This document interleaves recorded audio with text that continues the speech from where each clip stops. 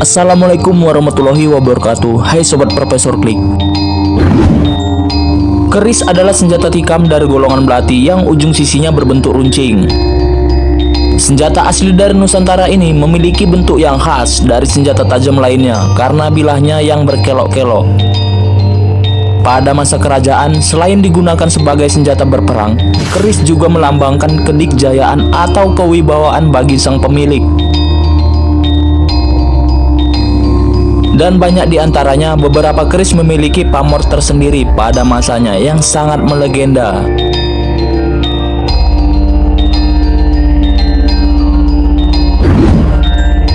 Berikut Profesor Klik sudah merangkum 9 keris sakti yang sangat melegenda pada masanya. Tapi sebelum itu, jangan lupa tekan tombol like dan subscribe agar channel ini selalu menyajikan info-info menarik kepada kalian. 9. Keris Carubuk. Keris Carubuk merupakan keris yang dimiliki oleh Kanjeng Sunan Kalijaga. Keris ini merupakan hasil karya Empu Supomandagri. Awal mula keris Carubuk tercipta karena keinginan Sunan Kalijaga memiliki keris untuk menyembelih kambing. Lalu Sunan Kalijaga memberikan sebuah besi yang berukuran kecil sebesar biji asam jawa sebagai bahan pembuatan keris. Empu Supo kala itu terkejut melihat besi kecil yang berada di tangan Sunan Kalijaga. Beliau merasa tidak yakin untuk membuat keris dengan bahan yang sangat kecil itu. Namun Sunan Kalijaga meyakinkan Empu Supo bahwa besi tersebut hanya bentuknya saja yang kecil. Sebenarnya besi tersebut sangatlah besar. Kemudian Sunan Kalijaga memberikan besi tersebut. Empu Supo pun terheran saat memegang besi yang berada di tangannya. Besi tersebut sangatlah berat, padahal bentuknya hanyalah sebesar biji asam jawa. Pada saat pembuatan keris tersebut, betapa terkejutnya Empu Supo saat melihat besi tersebut semakin membesar dan memanjang. Hati Empu Supo pun merasa gugup dan beliau terhenti sejenak. Sampai akhirnya beliau melanjutkan pekerjaannya dan mengakui karomah yang dimiliki Sunan Kalijaga.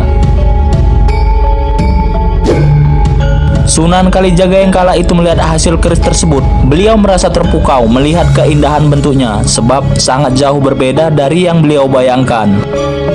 Yang tadinya akan dipergunakan untuk menyembelih kambing, namun setelah melihat hasilnya, Sunan Kalijaga terpesona dengan bentuknya yang indah. Pada saat itu, keris tersebut dinamai keris Kiai Carubuk.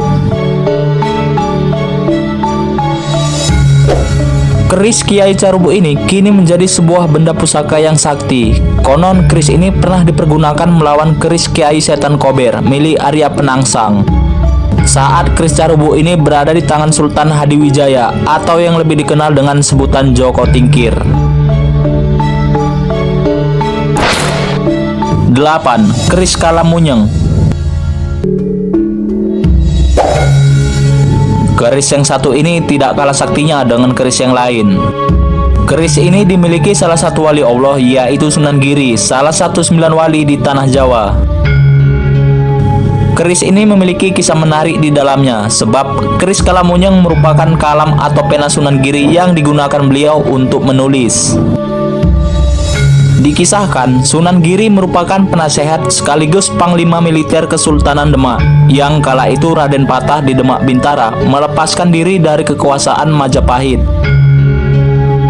Kesultanan Demak sendiri tak lepas dari pengaruh Sunan Giri yang diakui sebagai pemimpin tertinggi bidang agama di tanah Jawa.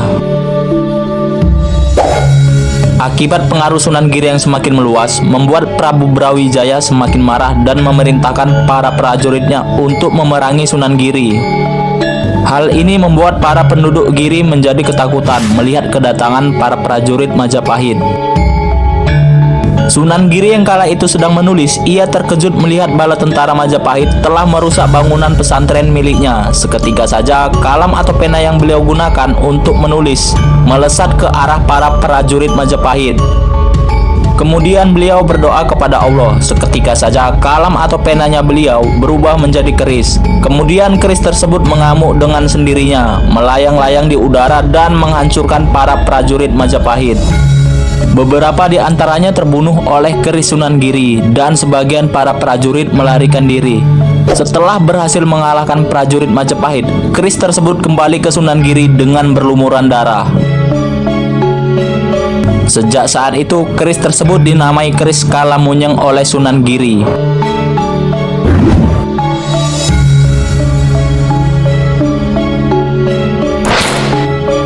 Tujuh, keris Tamingsari. Keris yang satu ini sangat melegenda, bahkan namanya sampai ke kerajaan Malaka. Tamingsari merupakan salah seorang pendekar sakti atau hulu balang kerajaan Majapahit. Konon Tamingsari dikenal sebagai pendekar yang mahir dalam berkelahi dan memiliki ilmu kebal. Sampai akhirnya keris Tamingsari jatuh ke tangan Hang Tuah yang merupakan hulu balang Malaka. Keris tersebut merupakan hadiah kerajaan Majapahit kepada Hang Tuah karena sudah mengalahkan pendekar kerajaannya. Dikisahkan, kejadian ini saat Kesultanan Malaka di bawah pemerintahan Sultan Muzaffar Shah berkunjung ke kerajaan Majapahit bersama hulu balangnya, termaksud Hang Tuah. Kedatangan tersebut disambut hangat oleh Majapahit dan disertai juga adanya adu tanding antara kedua hulu balang, yaitu Tamingsari dan Hang Tuah. Hang Tuah memenangkan duel tersebut. Ia telah berhasil membunuh Tamingsari. Kemudian keris Tamingsari diberikan kepada Hang Tuah sebagai hadiah karena pemiliknya telah terbunuh. Kisah mengenai asal-usul keris Tamingsari diceritakan dalam naskah hikayat Hang Tuah dan Salatu Salatin. Keduanya merupakan naskah Melayu yang mengisahkan perjalanan Kesultanan Malaka dan Hang Tuah. Di Malaka, keris Tamingsari dijadikan lambang kewibawaan atau kejantanan bagi orang Melayu karena mampu mengalahkan pendekar Majapahit, mengingat Majapahit merupakan kerajaan superpower di Asia kala itu.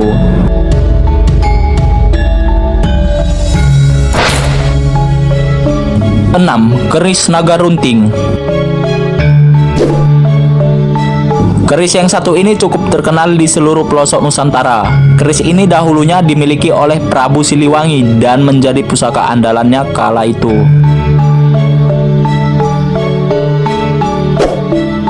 Keberadaan dan asal-usulnya pun penuh dengan misteri. Tidak banyak orang yang tahu bagaimana keris ini dahulunya terbentuk. Menurut cerita, keris ini dahulunya tercipta karena keinginan Prabu Siliwangi memiliki pusaka yang tak tertandingi dari segi kesaktian maupun keartistikannya. Konon, bahan pembuatan keris ini adalah paku emas yang didapatkan Prabu Siliwangi ketika ia bersemedi di kaki bukit Gunung Salak. Empu yang membuat keris Naga Runting merupakan empu kepercayaan kerajaan Pajajaran, yaitu Empu Wulang dan Empu Anjani. Beliau merupakan empu yang tersohor di kerajaan Pajajaran dan Nusantara. Agar terciptanya pusaka yang tak tertandingi, pembuatan keris ini diawali dengan bersemedi dan berpuasa selama 40 hari 40 malam oleh empu tersebut, guna memohon pada Sang Pencipta agar keris ini nantinya menjadi keris yang sangat sakti. Keris Naga Runting juga dikenal dengan sebutan Naga Runting Makan Emas, atau dalam bahasa Jawa ngemut emas. Diberikan karena pada pusaka ini terdapat logam emas yang melekat pada lidah naga tersebut, yang menjadi maskot pada pusaka yang satu ini. Ditambah lagi warangkanya yang terbuat dari kayu cendana yang menjadikan keris ini semakin istimewa.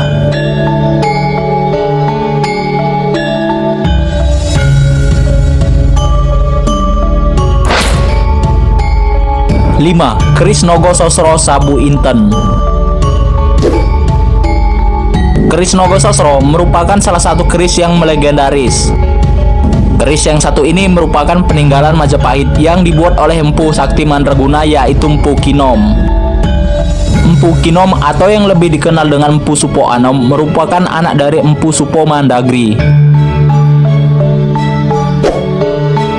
Ada beberapa versi mengatakan pembuatan keris Nogososro merupakan perintah dari Sunan Kalijaga sebagai simbol kekalahan Majapahit oleh Demak Bintara. Dalam tanda kutip, bukan berarti kerajaan Majapahit takluk begitu saja saat itu, dikarenakan masih banyak sekutu-sekutu Majapahit baik di luar Pulau Jawa maupun kerajaan di luar Nusantara yang memiliki kekuatan perang atau militer yang mampu menggempur Demak Bintara kapan saja. Kekuatan-kekuatan itulah yang dimaksud oleh Sunan Kalijaga dan disimbolkan dalam bentuk benda pusaka, yaitu keris Nogososro Sabu Inten. Berdasarkan manuskrip kuna yang tertulis dalam bentuk tembang macapat, diceritakan keris Nogososro Sabu Inten dibuat pada zaman kerajaan Demak Bintara. Konon, siapapun yang memiliki keris sakti ini dapat membantu melanggengkan kekuasaan si pemilik. Ia dapat menjadi seorang pemimpin atau raja.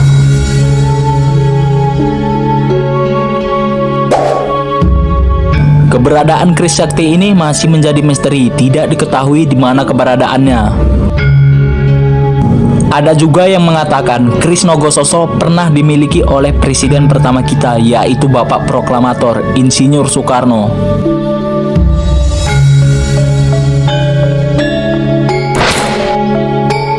Empat, keris Kiai Condong Campur. Keris Condong Campur adalah salah satu keris pusaka dari kerajaan Majapahit. Keris ini juga dikenal dengan sebutan Kanjeng Kiai Condong Campur. Dalam pembuatannya, keris ini melibatkan 100 orang empu yang semuanya notabene-nya ahli dalam membuat pusaka. Condong campur merupakan suatu lambang keinginan atau menyatukan perbedaan.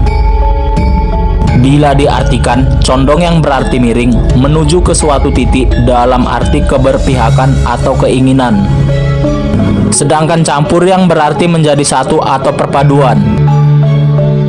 Jika diartikan, condong campur itu sendiri adalah keinginan untuk menyatukan suatu keadaan tertentu.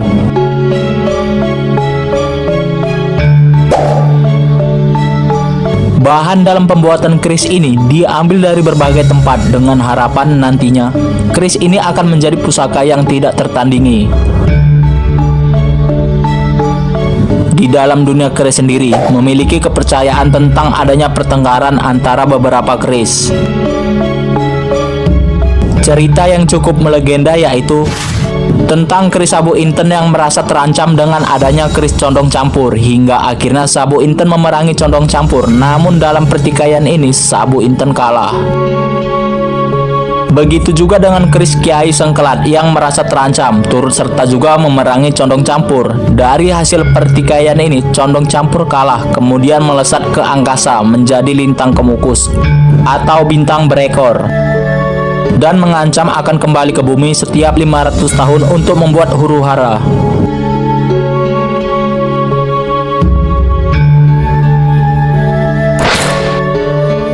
Tiga, keris Setan Kober.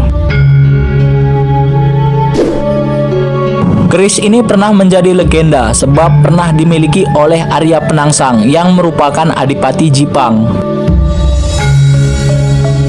Keris Setan Kober adalah karya dari seorang empu yang mahir dalam pembuatan benda pusaka, yaitu Empu Supo Mandagri. Seorang keturunan empu yang berasal dari Tuban, beliau merupakan empu kesayangan Sunan Kalijaga.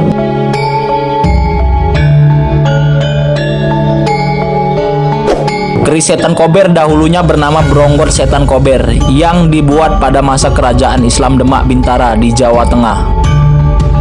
Keris Setan Kober adalah keris sakti yang dimana keris ini memiliki kekuatan magis, yaitu terdapat efek hawa panas atau rasa amarah bagi siapa saja yang memegangnya. Sampai akhirnya keris ini pernah dimiliki oleh Sunan Kudus, kemudian diberikan lagi kepada Arya Penangsang yang merupakan Adipati Jipang kala itu. Namun Arya Penangsang tewas dalam peperangan oleh pasukan Pajang yang dipimpin Hadiwijaya. Arya Penangsang tewas di tangan anak angkat Hadiwijaya, yaitu Sutawijaya dengan tombak Kiai Pleret.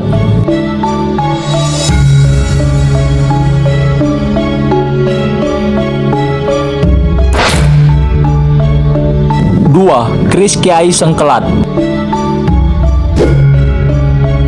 Keris Kiai Sengkelat adalah keris yang berluk 13. Keris ini diciptakan pada zaman kerajaan Majapahit pada masa pemerintahan Prabu Kertabumi atau Brawijaya V.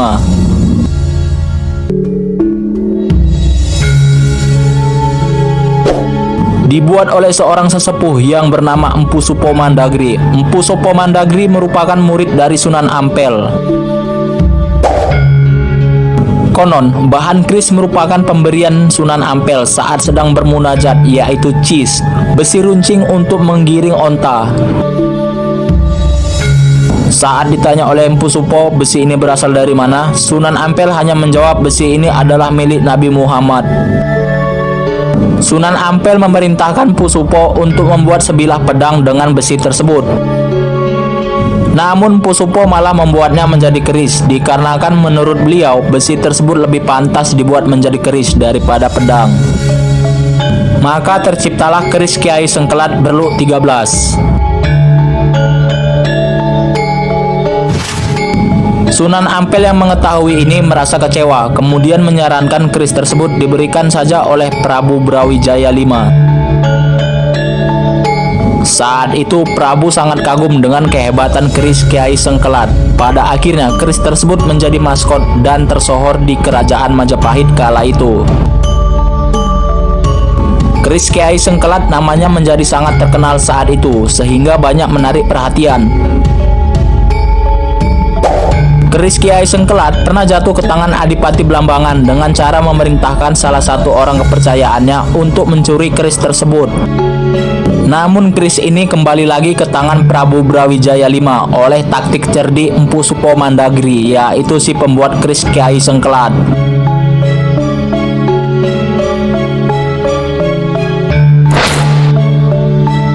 Satu, keris Empu Gandring.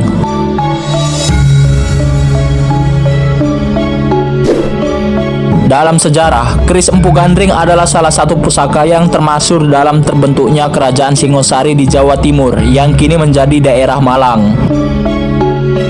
Pusaka ini sangat terkenal dengan kutukannya yang banyak memakan korban, baik dari bangsawan kerajaan Singosari maupun pendiri kerajaan tersebut, yaitu Ken Arok.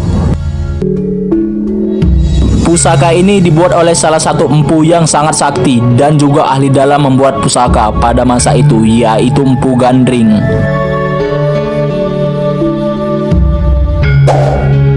Ken Arok meminta kepada Empu Gandring untuk dibuatkan sebilah keris atas saran seorang Brahmana yang dipercaya sebagai titisan Dewa Wisnu, yang bernama Lohgawe. Konon, keris Empu Gandring merupakan keris yang memiliki kekuatan yang amat dahsyat melebihi keris manapun pada masanya. Namun tragedi menimpa si pembuat keris tersebut. Si pembuat keris tewas oleh kerisnya sendiri di tangan Ken Arok ketika Empu Gandring sedang mengerjakan pembuatan warangka keris tersebut.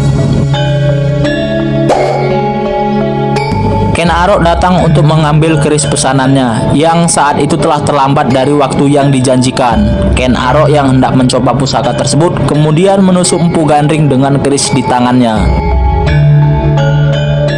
Ketika Empu Gandring sekarat, beliau mengucapkan tulah atau kutukan kepada keris buatannya, bahwa keris tersebut akan meminta tumbal nyawa dari 7 keturunan Ken Arok.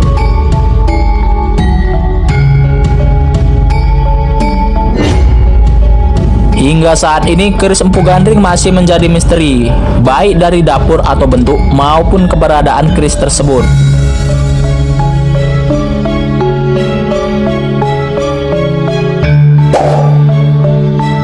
Itulah 9 pusaka keris sakti yang melegenda pada masanya.